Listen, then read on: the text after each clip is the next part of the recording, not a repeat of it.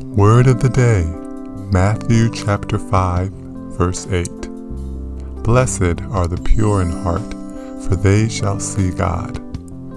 Meditate on this. Purity, singleness of focus. Greetings.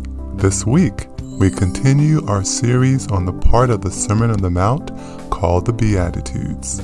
In the Beatitudes, Jesus draws a stark contrast between what people believed holy living and genuine happiness to be with what it really was. Last week, we looked at the way to obtain mercy from God by giving it to others. This week, we look at what it takes to see God, pureness of heart. What does it mean to be pure in heart? When we think of pureness of heart, we may feel that this beatitude relates to sinless perfection. However, the emphasis is more on the singleness of focus. The word purity comes to mind when we think about filtering water of all the impurities to allow only one thing to remain: pure water. There are many contaminants in our hearts or our souls: the lust of the flesh, the lust of the eyes, and the pride of life, that seek to distract or split our focus from God. When asked which was the most important commandment, Jesus pointed to singleness of focus. He stated, "Thou shalt love the Lord your God with all of your heart, all of your soul, and all of your mind, and all of your strength, and love your neighbor as yourself." Jesus did not say, love God with 75% or 80% of your being. Instead, he stated, with all of your being. Total purity of heart relates to the singleness of focus on God. Jesus said that one cannot serve two masters, as you would hate one and love the other. Sometimes, sin contaminates our focus on God, and other times, it may be the alignment of our priorities that takes our focus from God. The blessing that is given for purity of heart is that we shall see God. This is a grand promise. So what does it mean to see God, since we are told that no one can see God and live?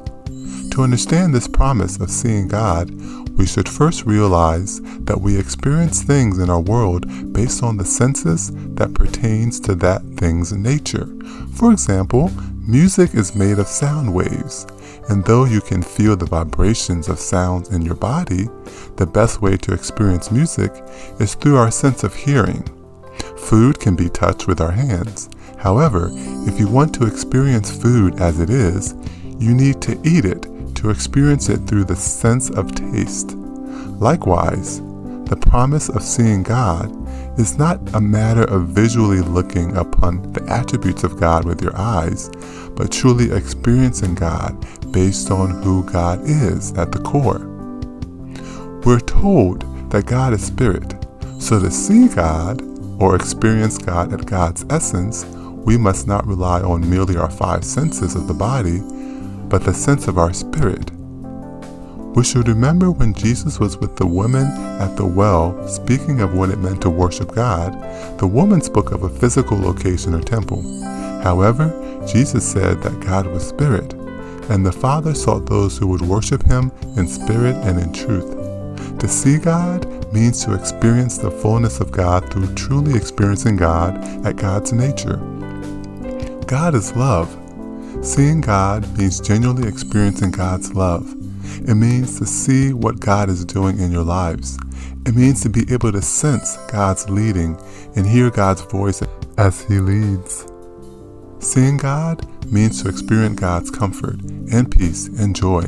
This state of experiencing God as God truly is a beautiful thing to behold and should be every Christian's desire.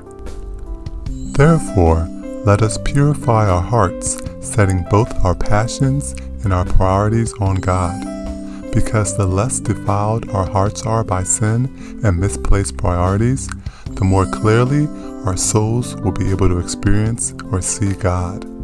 For blessed are the pure in heart, for they shall see God. Thought for the week. Next week, we examine the 7th Beatitude. Blessed are the peacemakers, for they shall be called children of God.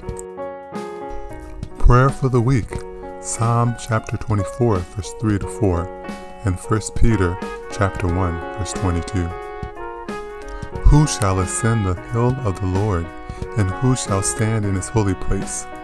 He who has clean hands and a pure heart, who does not lift up his soul to what is false, and does not swear deceitfully. Help me to love like you. Now that you have purified yourselves by obeying the truth, so that you have sincere love for each other, love one another deeply from a pure heart.